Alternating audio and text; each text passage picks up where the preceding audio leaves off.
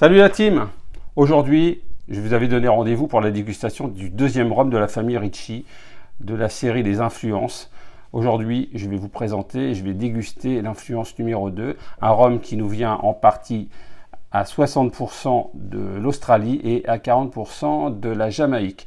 Un rhum qui a été distillé en alambic à pot still, donc une distillation unique, contrairement à son petit camarade influence numéro 1, qui lui est distillé en alambic à pot still et en alambic à colonne.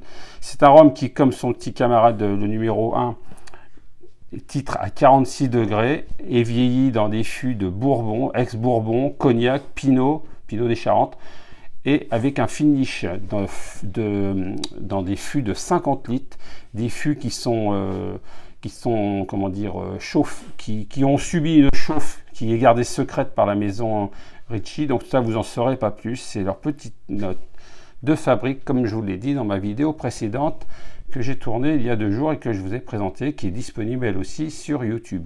Voilà, ça c'était un petit peu pour vous expliquer les origines et un peu les méthodes de vieillissement de ce rhum influence numéro 2.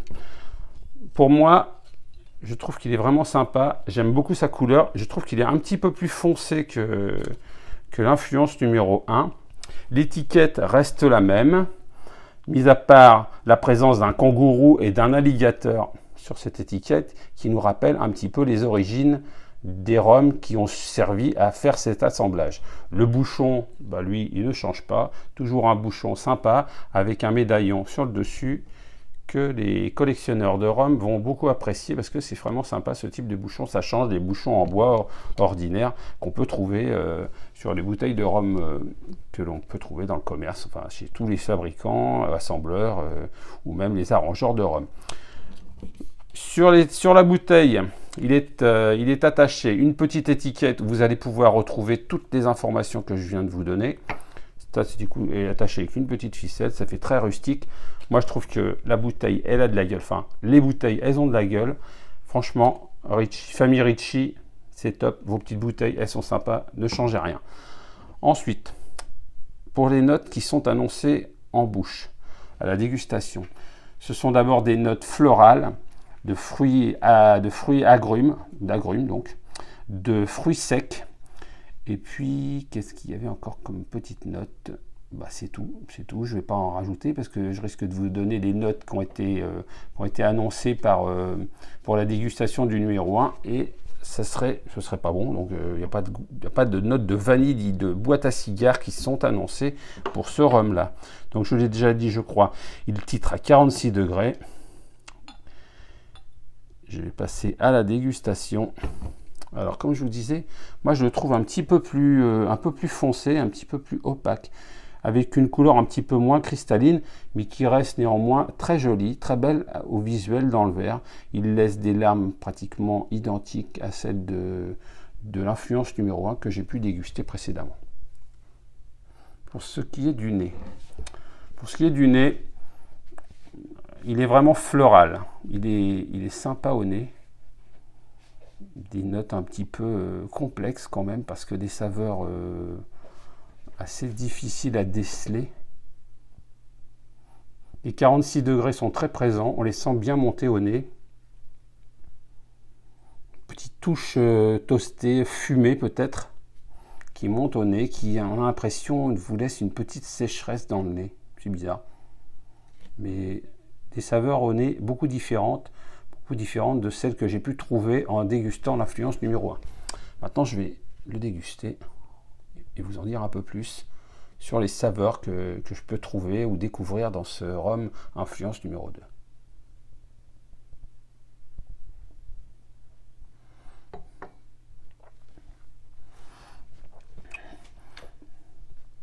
Moi, les saveurs que je découvre en premier, c'est cette saveur un peu toastée ou bien torréfié, café torréfié sur la langue, une petite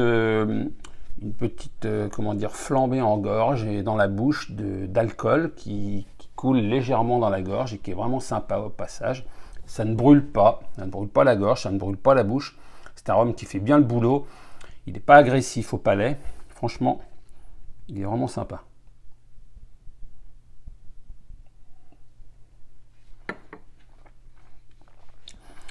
Les notes d'agrumes qui sont annoncées sont certainement annoncées du fait que le rhum vous laisse en bouche une petite astringence, une petite sécheresse sur la langue et légèrement au palais.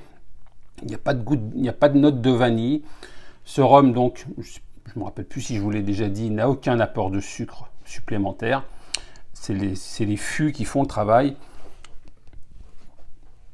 Je crois d'ailleurs ne pas me tromper en disant que les fûts de 50 litres sont des fûts qui sont fabriqués avec du bois d'acacia, avec de l'acacia.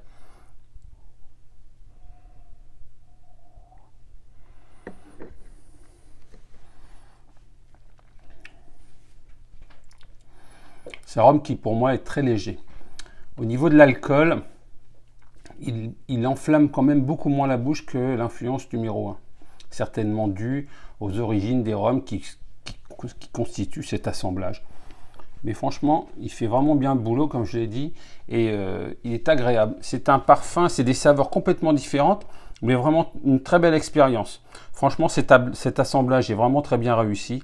Pour ma part, je l'apprécie beaucoup, et je dis une fois de plus à la famille Ricci de ne rien changer. Alors, il se peut que, parce qu'il faut que vous sachiez, c'est que c'est un produit qui va rester dans le temps. C'est, on va dire, comme au restaurant, sur la carte de la maison Ricci.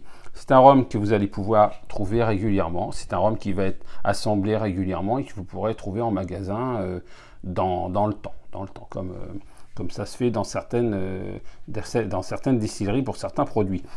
Les seules choses qui peuvent arriver, c'est que au vu de l'arrivage des rhums, les saveurs puissent être un tout petit peu différentes, ou bien, mais bon, ça sera vraiment minime, parce que l'assemblage sera toujours le même au niveau du pourcentage. Pour celui-ci, au niveau des 60% d'Australie et 40% de Jamaïque, mais il se peut que quelques saveurs soient un petit peu différents d'un assemblage à l'autre, mais pour ma part, je pense que franchement, ça ne devrait pas changer vraiment beaucoup parce que les techniques d'assemblage de la famille Ricci sont vraiment rodées. Il n'y a pas de raison que ce rhum change et qu'il ait des saveurs beaucoup différentes.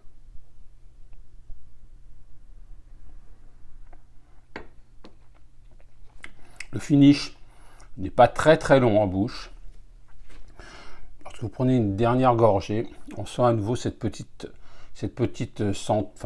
puissance d'alcool, mais vraiment qui passe, comme je vous le disais, très légèrement en bouche et qui en fait un rhum très agréable.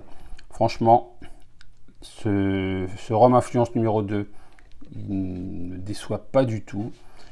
Et j'espère que les secrets et plutôt les saveurs qui sont encore pour moi à découvrir en testant l'influence numéro 3 vendredi prochain, enfin pour ma prochaine dégustation dans 2 jours, vidéo que je mettrai en ligne sur la chaîne YouTube, seront aussi bonnes et me laisseront autant de surprises que celles des 2 bouteilles précédentes que j'ai goûtées. Voilà, sur ce, je vous le répète une fois encore, l'alcool c'est pas plus de 2 fois par jour et pas tous les jours. J'espère que ma vidéo vous aura plu.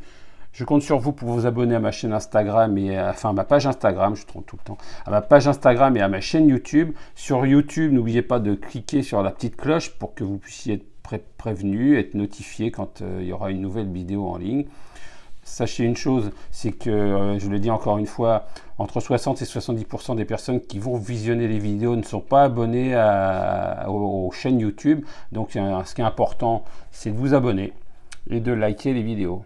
N'hésitez pas à laisser des commentaires. Si vous avez déjà eu l'occasion de déguster ce rhum et que vous estimez qu'il a des saveurs différentes, ou si vous-même vous avez trouvé des saveurs différentes dans ce rhum en le dégustant, n'hésitez pas à le mettre en commentaire. C'est très constructif pour moi et ça fait toujours plaisir d'avoir des commentaires en dessous d'une vidéo. Voilà, sur ce, je vous souhaite une bonne fin de journée et puis portez-vous bien. Bye bye, rendez-vous dans 2 jours pour la prochaine dégustation pour l'influence numéro 3 de la maison Ricci. Je vous la représente encore une dernière fois. Allez, ciao, et puis à la vôtre.